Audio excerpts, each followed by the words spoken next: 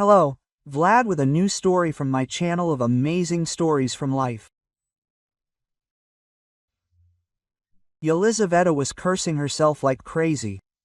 What kind of wife is she? Her husband is in the hospital and can't go anywhere, can't stand up or sit down, and she has to leave again. And it's understandable that he's being so capricious. But Dima really was capricious. Everything is wrong with him. Lisa suggested going home. I can afford to hire a nurse now. You'll be at home, in your own home. What look did he give her? So you want the neighbors to see me like this? Yeah. So you've decided to finish my treatment and leave everything as is. So you brought me to this state? I didn't even hate you. And you want everything to stay that way? Although, what's surprising? You're very comfortable. Yes, you can travel everywhere, meet men. Your husband is disabled. Lisa rolled her eyes. You need to hold on. You need to keep quiet. Things are really tough for him right now. She has to work like a horse to pay for the treatment, of course, but there's nothing she can do about it. As they say, every cloud has a silver lining. Because she works so much now, she doesn't have to sit at home next to her husband, who believed a wife should be by her husband's side. Her business has taken off. In the 6 months she's been toiling, many people have already known Yelizaveta. For her steely character, for her fairness. Her business was growing, and she had no intention of stopping. But Dima, it all happened to him when they were arguing. They've been arguing a lot lately, and it even seemed excessive. Liza asked where he'd withdrawn a ton of money again. Do I have to account for every penny? Firstly, it's not that much, and secondly, you don't earn these pennies. You don't want to waste time on work, do you? Lisa, how much longer can this go on? We've already talked about this 100 times. I won't work under your management. And I can't find a normal job yet. You could at least find some kind of job already, for the sake of decency. You're a man. They've reached the point of insults. Lisa always knew how to stop, but now it's as if some spring snapped. She went to sleep in another room. She woke up to some strange voices and jumped up. Her husband was a doctor in the room. He turned to her. We are forced to take your husband to the hospital. Amidst the stress, Lisa realized with horror that it was her. She was the reason her husband couldn't get back on his feet, that everything was so bad. She tried to visit him as often as possible. Dmitri often reminded her that it was because of her that he was here. He was always taking money, either for procedures, or for the doctor, or someone else. She silently replied, what can you say? It's her fault, isn't it? That's why she worked so hard and rushed to other cities to earn as much as possible. Quote. She left the hospital and sat down on a bench. I'm tired, really tired mentally after being with my husband, a real wrung-out lemon. I need to pull myself together somehow. He's in a lot worse shape than she is. Something rustled nearby. Lisa turned her head. A little girl sat down on the bench. She looked at Lisa with interest. Why are you pushing him in a stroller? He's not little. Lisa smiled sadly. She had brought this child here many times before. Apparently, one of the parents worked here and took her with them on weekends, when the kindergartens and schools were closed. Well, his legs don't work. The girl chuckled. He told you that. Both he and the doctor. The girl dug through her pockets and handed her a pin. Well, put this in his bed, and you'll immediately see if his legs work or not. She immediately jumped up and ran off somewhere. Lisa smiled. Oh, that childish spontaneity. This trip was so hard that Lisa returned exhausted. She decided to go see her husband tomorrow. It was already evening, and she needed to get some sleep. After talking to her husband, she couldn't sleep because he was so nerve-wracking it was unbearable. In the morning, she stopped at the store, bought everything for her husband, and headed to the hospital. Dima greeted her sullenly. "You've been showing up less often. You'll probably stop walking altogether soon." "Well, that's right. Why do you need a wheel? And your wife doesn't care that you have to pay for the procedures. She's not interested in anything. Last time, I left money." "Oh, tears, not money. Dima, maybe we should move to another clinic? The treatment here isn't helping at all." He looked at her with a kind of fear. "No way. No, I like it here. The doctors here are competent." Okay, don't be nervous." She entered the room. A young nurse simply burst in without knocking. She saw Lee, stumbled, and then blurted out, "Dmitry Alexandrovich, for your procedures." Lee helped her husband move into a chair. He said he'd be right back, and while he was gone, she went to the window.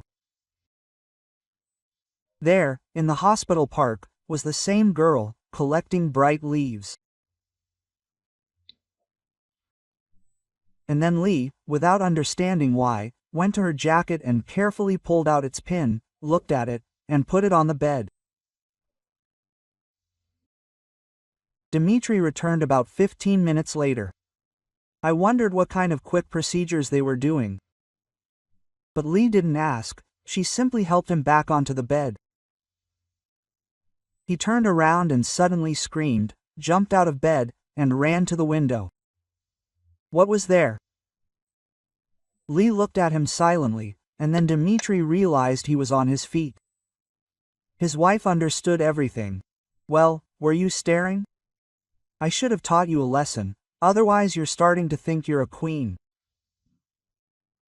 Dmitry spoke urgently, so that she wouldn't have time to say or ask him anything. Lisa didn't even ask anything, she simply stood up, took the money from the nightstand, and put it in her pocket. "What are you doing? This is my money." She calmly headed for the door.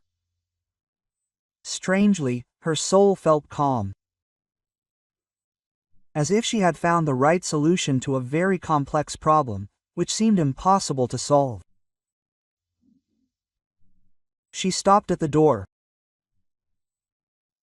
"I'm filing for divorce, and I'm also hiring a lawyer who will help me return everything I spend on your type of treatment." "Lisa, stop. This is all wrong." "Well, yes, maybe I went a little overboard, but let's talk, discuss everything." "No, Dima, we will not discuss anything else. Never. Finish your recovery, don't worry, otherwise something else will be taken away. God forbid." Lisa left the hospital. She only had enough strength and endurance to reach the bench. She sank down on it and burst into tears. Oh my God, why is it like this? Why with her? She'd had a falling out with her family 8 years ago because they didn't like Dima. She'd married him, cut off contact with everyone, and from day one, shouldered the burden of family life. They didn't have children, and that was because she knew perfectly well she simply didn't have the time. Dimka wouldn't be able to cope if she stayed home with the child. She'd always hoped that he'd somehow grow up, get his act together. And while she'd initially liked his recklessness, it gradually began to irritate her. She'd thought he was just a lazy bum, but it turned out he was also a liar and a cheat, and a con man, and he'd made a good living. Why are you crying? Lisa raised her head.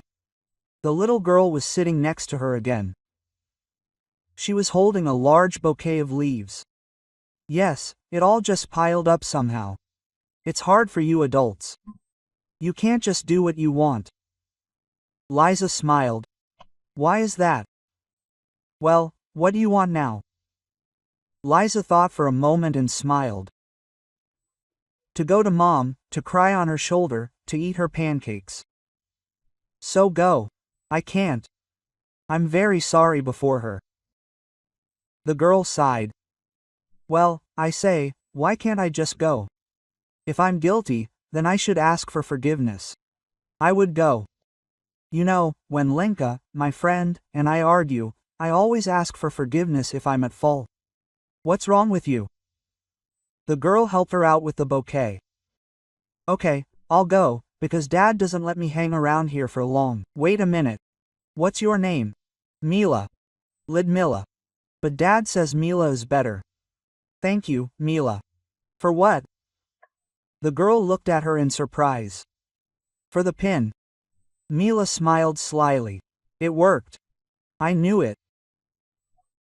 When you're not here, your husband walks just fine and argues with my dad because he always comes back after the hospital closes.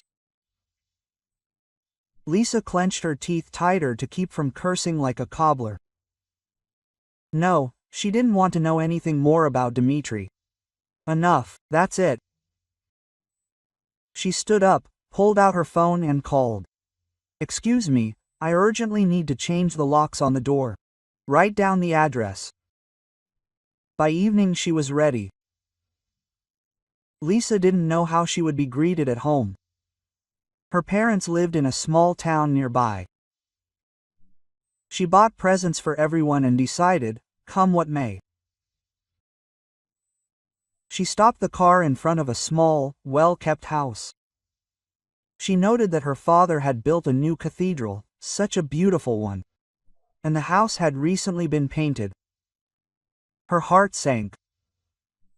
She got out of the car and started pulling out the bags. Help! Lisa shuddered. A young man stood next to her, holding a suitcase with a red cross. I understand you're going to see the Miranovs. I'm going there too. There.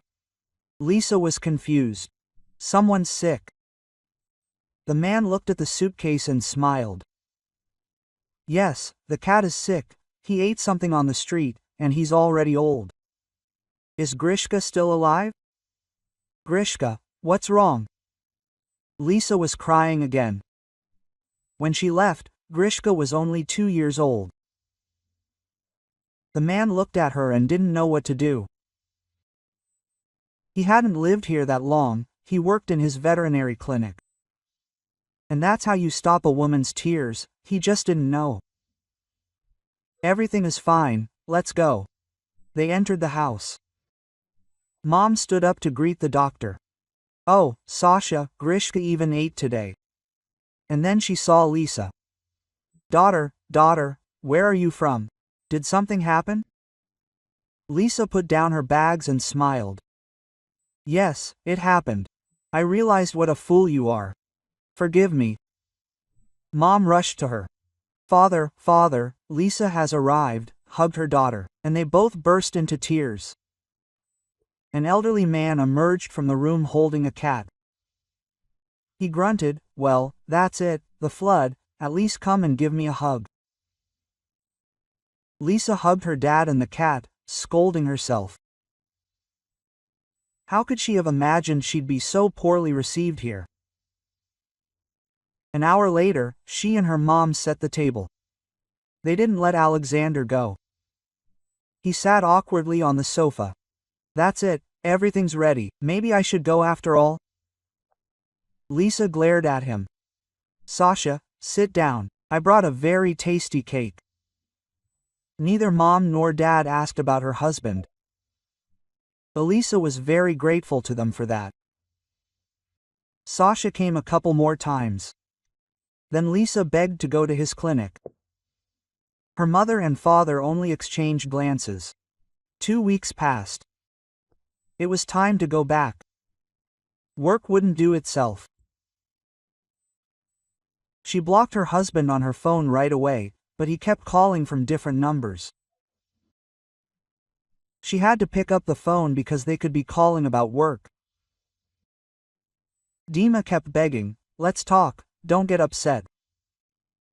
Lisa calmly replied that she wasn't getting upset, and that she filed for divorce calmly. Go away.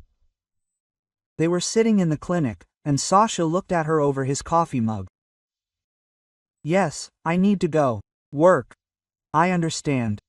But I don't want to go, I want to stay. So what's the matter? You can probably work from here. You're your own boss. Lisa wanted to explain that she couldn't do that, and then she suddenly remembered Mila. Why can't adults do what they want? She smiled. You know, maybe you're right. I'll go, sell the apartment, and run everything from here. Really? Sasha was happy. It was noticeable. Eliza was happy because he was happy. But then he pulled himself back. Experience alone isn't enough for you. A year has passed. Lisa, maybe we should call Sasha? Lisa winced, groaned, but shook her head. Mom, he's opening a new clinic today. How will it look if the owner himself isn't there? And you're going into labor, and it's your first. Mom, I called you, and I believe you'll help me. Oh, honey, the car has arrived. Let's get out little by little. Lisa didn't think she'd be so scared and in so much pain. She wanted her husband to be there, but she wasn't going to call Sasha. Once the ceremony was over, he'd call her himself. She'd forgotten her phone at home. Lisa, she opened her eyes. Sasha was standing next to her. Why didn't you call? Why, Sasha? You have a busy day today, and without me? That's nonsense. What could be more important than you and the baby? By morning, they had the most beautiful girl in the world. What should we call her? Mila. Lidmila. Sasha raised an eyebrow. Why that? It seems like the name isn't fashionable and all that. In honor of a certain little girl. If it weren't for her, we wouldn't have met and none of this would have happened. She taught me to do what I want. Sasha smiled. Well, if it's sweet, then it's sweet. We'll love her no matter what her name. The main thing is that she's happy. She will be, because she chose us. If you like the story, please support me with a thumbs up. It's just one action for you, but it means a lot to me. Thank you.